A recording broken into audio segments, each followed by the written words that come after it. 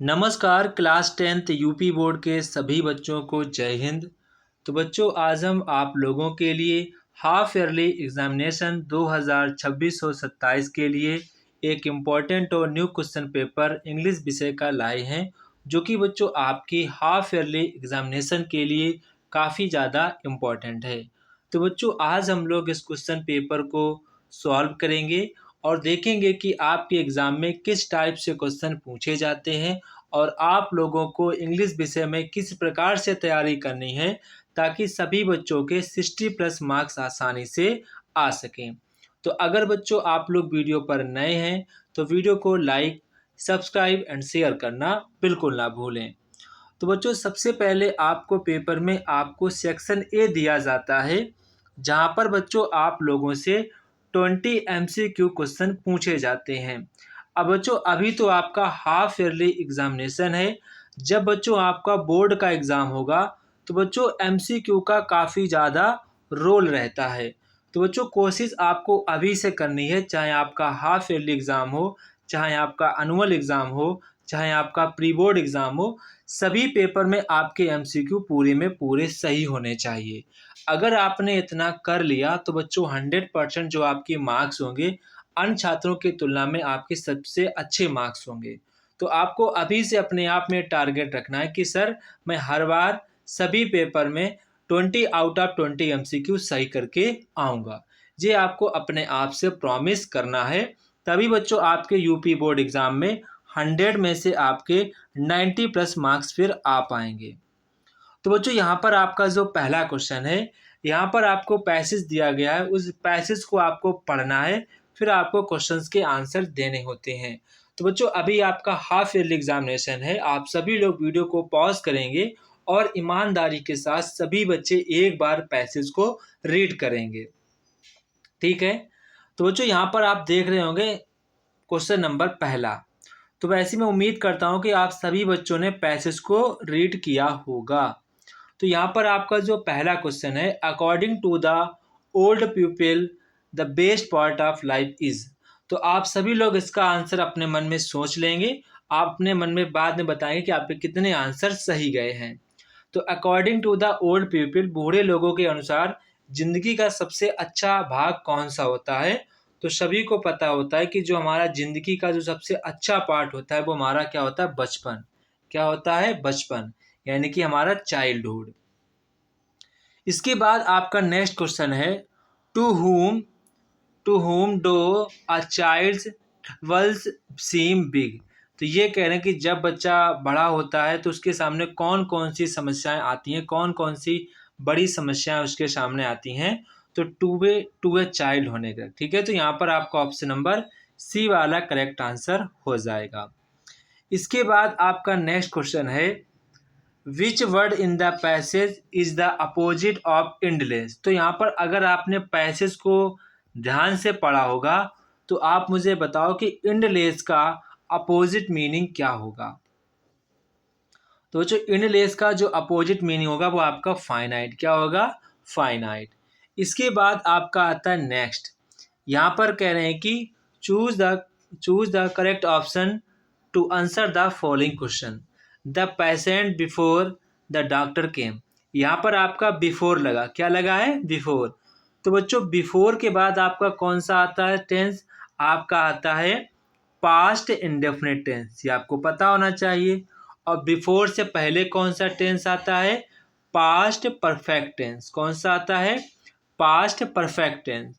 तो यहाँ पर कह रहे हैं कि मरीज मर चुका था, मतलब कि डाइड है, मरना था डॉक्टर के आने से पहले।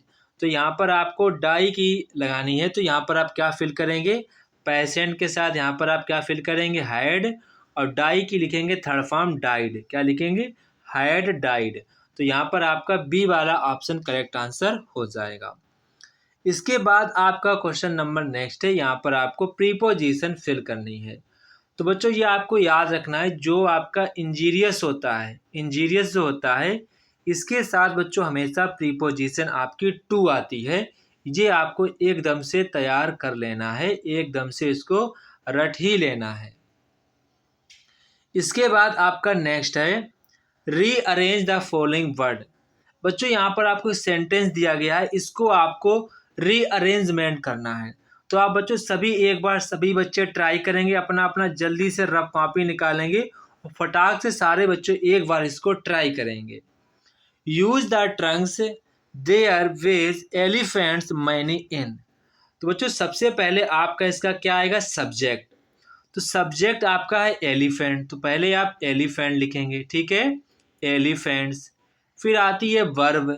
वर्ब क्या है, यूज यानी कि प्रयोग करना।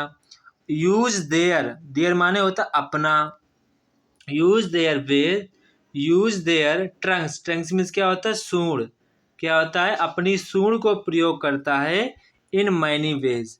मैनी वेज का मतलब बहुत से कामों में जो हाथी होता है अपने सूंड का यूज करता है। तो elephant use their Trunks in many veg. तो ये आपका हो जाएगा ऑप्शन नंबर ए। अब मैं आपको बताता हूं कि कैसे आपको ये हमेशा सही करना है। देखो, अगर आपको एग्जाम में ना समझ में आता हो तो आप ये बात मेरी याद रखेंगे। देखो, सबसे पहले आपका सब्जेक्ट आता है, फिर आपका वर्ब आता है, फिर आपका ऑब्जेक्ट आता है। क्लास 10th के अकॉर्डिंग यही आपका पूछा जाएगा। इससे कभी ऐसा नहीं होगा कि वर्ब से स्टार्ट कर दिया जाए। ये क्लास 12th का टॉपिक है, ठीक है। तो सबसे पहले आपको देखना है सब्जेक्ट। देखो, सब्जेक्ट कभी सूड हो नहीं सकता है, तो बी वाला तो करेक्ट हो जाएगा। इन मैनी वेज तो स्टार्ट, तो आपके बी और सी आपके ऑप्शन पहले कट हो गए। अब आपको चूज करना है कि इन दो में से ए और डी में से कौन सा होगा। तो एलिफेंट यहाँ पर भी, ये एलिफेंट्स यहाँ पर भी है, यूज यहाँ पर भी है, यूज यहाँ पर ही है। अब बच्चों ऐसा कभी होगा कि in many ways their trends, पहले आपका दियर आएगा, जो भी काम करते अपना आता है, ही इज माई ब्रदर, जैसे आप लिखते हैं ही इज, तो इसके बाद क्या आता है, माई। तो दियर है तो दियर पहले आएगा, तो इसका मतलब ये भी आपका गलत हो जाएगा। तो यहाँ पर आपका फर्स्ट वाला करेक्ट आंसर हो जाएगा।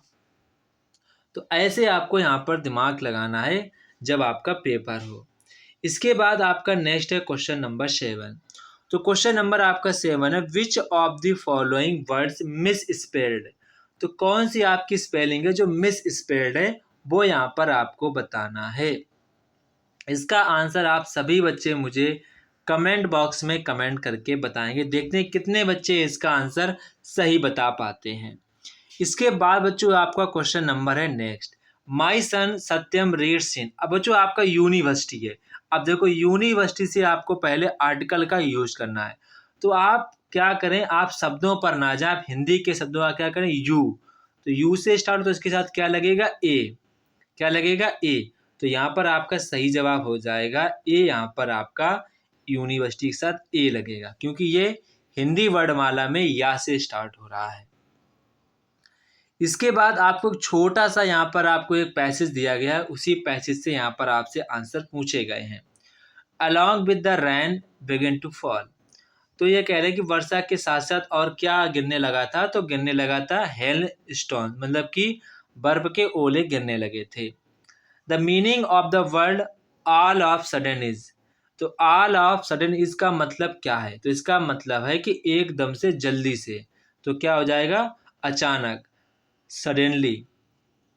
इसके बाद आपका है question number 11, who is the author of the lesson his first flight. कह रहे जो आपका फर्स्ट फ्लाइट है, इसके यहाँ पर आपके ऑथर कौन है। बच्चों इसका भी आंसर आप लोग मुझे कमेंट बॉक्स में कमेंट करके बताएंगे कि इसके ऑथर कौन है। बच्चों मैं इन क्वेश्चंस के आंसर इसलिए नहीं बता पा रहा हूँ, इसलिए नहीं बता रहा हूँ कि ताकि ये पता चल सके कि आप लोगों की तैयारी कैसी चल रही, क्या आपको लेखक के जो आपके लेसन हैं उनको आपके उन लेसन्स के ऑथर नेम पता है या नहीं, इससे हमको ये पता चल जाता है। तो बच्चों आपको करना क्या, आपके जितने भी आपके चैप्टर्स में जितने भी आपके लेसन्स हैं, उन सभी लेसन्स के आपके ऑथर्स नेम पता होने चाहिए। ये बच्चों आपके बोर्ड एग्जाम में पूछे जाएंगे। बोर्ड एग्जाम में अगर आपका एक क्वेश्चन गलत हुआ तो फिर आपका बहुत ज़्यादा लॉस होगा। तो अभी के अभी तैयार कर लो, जितने भी आपके चैप्टर्स हैं, सभी चैप्टर्स के जितने भी ऑथर्स हैं, जितने भी राइटर्स हैं, जितने भी पोइटर्स हैं, सभी को सभी लर्न कर डालो। डेली के डेली सुबह सुबह उसको रिवाइज करते रहो, आपके पक्के सारे के सारे याद हो जाएंगे। इसके बाद आपका नेक्स्ट है, the moon was coming up. The moon was coming up. तो ये हो जाएगा इन द ईस्ट। क्या हो जाएगा? In the east, option number A वाला। No one will be interested in the musing of a 13 years old school girl. तो यहाँ पर आपका ऑप्शन नंबर डी वाला करेक्ट आंसर हो जाएगा। इसके बाद आपको यहाँ पर एक दिया जाता है पैसेज टाइप का, जो कि आपका पोइट्री से लिया गया है। यहाँ पर आपसे कह रहे हैं कि the Bengal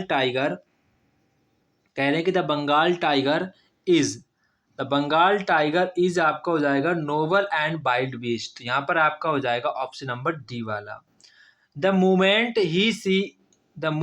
he sees you, तो ये हो जाएगा आपका he will be pounce on to you eat you. तो आपका सी वाला करेक्ट आंसर हो जाएगा। इसके बाद आपका क्वेश्चन नंबर नेक्स्ट है, हु वाज मिस्टर हैरियट। तो मिस्टर हैरियट कौन थे? एक डॉक्टर थे। How old was Hari Singh when he met Anil. जब वो अनिल से मिले तो हरी सिंह कितने, मतलब कि उनकी एज क्या थी? तो बच्चों उनकी जो एज थी वो 15 ईयर्स थी। हु वाज ऑसेवल रूम, तो हु वाज ऑसेवल्स रूम, तो ऑसेवल्स रूम में कौन था? तो कौन था? वो था max. What did Horace Danby make? तो हो जाएगा लॉक्स। इसके बाद आपका नेक्स्ट है, Who encouraged Emeritus in his interested in learning? तो ये आपका हो जाएगा his mother। क्या हो जाएगा? his mother। इसके बाद बच्चों आप नेक्स्ट देखेंगे, क्वेश्चन नंबर आपका नेक्स्ट है 21 पार्ट बी। तो बच्चों यहाँ पर आपको दिया जाएगा पैसेज, उसी पैसेज के बेस पर यहाँ पर आप लोगों से क्वेश्चन पूछे जाते हैं। तो पहला क्वेश्चन है, how is milk is complete food. जो मिल्क है कंप्लीट फूड कैसे है? तो यहाँ पर इसका आंसर लिखा है, milk is a complete food because it's contain fats protein calcium. ये यहाँ तक इसका आंसर हो जाएगा।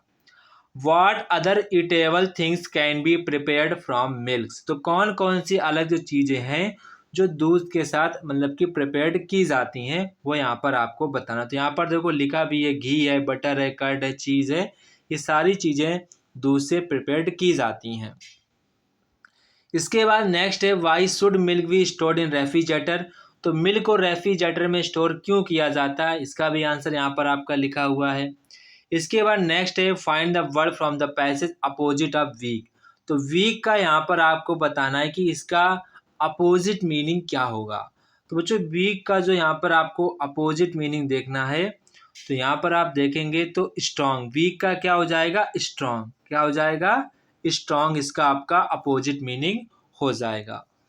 इसके बाद बच्चों आपका नेक्स्ट क्वेश्चन है राइटिंग। तो यहाँ पर आपको लेटर लिखना होता है अपने फ्रेंड को कि उसकी जो बर्थडे है उसको आपको लेटर लिखना है। और मैं यहाँ पर आप लिख सकते हैं अपने प्रिंसिपल को लेटर लिखना है कि आप उनकी जो फीस है माफ़ कर दें, क्योंकि मतलब वो पढ़ने में लड़का सही है, मतलब कि उतने पिता के हालात सही नहीं हैं, तो उसके आपको फ़ी कंसेशन के रेस्पेक्ट में आपको अपने प्रधानाचार्य जी को यहाँ पर लेटर लिखना है। इसके बाद आपका नेक्स्ट है, यहाँ पर आपको आर्टिकल टाइप का, रिपोर्ट टाइप का लिखना होता है। तो यहाँ पर आपको इंडिपेंडेंस पर लिखना है, दूसरा आपका द वैल्यू ऑफ बुक्स पे आपको आर्टिकल लिखना है। ये आपका 6 नंबर का क्वेश्चन है। इसके बाद बच्चों आपका क्वेश्चन नंबर नेक्स्ट है आपका यहाँ पर री राइट द फॉलोइंग। यहाँ पर आपको फॉलोइंग मतलब कि इनडायरेक्ट स्पीच में चेंज करना है। तो पहला है, Rajat said to Avni why do you not go to your school. सबसे पहले आप क्या लिखेंगे? रजत। बच्चों ये आपका इंटेरोगेटिव सेंटेंस हो जाएगा। रजत आस्क्ड, क्या हो जाएगा? रजत आस्क्ड अवनी। रजत आस्क्ड अवनी। फिर जो आपका क्वेश्चन वर्ड होता है वही आपका कंजक्शन का कार्य करता है, वाई। यू चेंज होगा अवनी के अनुसार, अवनी लग जाएगा सी। फिर सी के बाद लग जाएगा डिड नॉट, क्या? Did not. Did not go to her school, go to her school. ये यहाँ पर आपका इनडायरेक्ट स्पीच आपका बन जाएगा। इसके बाद आपका नेक्स्ट है, आपको change the following passive voice में आपको चेंज करना है। तो ये कह रहे हैं कि रुचि सेंगा क्लासिकल सॉन्ग। तो अ क्लासिकल